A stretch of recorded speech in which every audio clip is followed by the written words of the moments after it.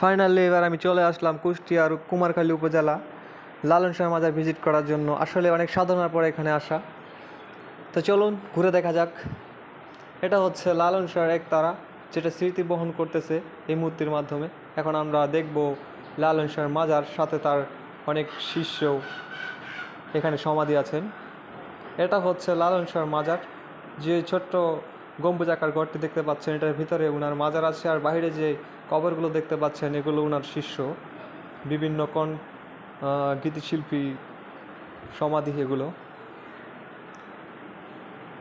তো আপনাদেরকে ভালোভাবে দেখানোর চেষ্টা করতেছি।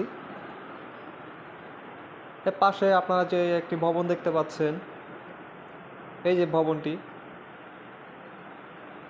এটি হচ্ছে অডিটোরিয়াম। এটা হচ্ছে লালন শাহর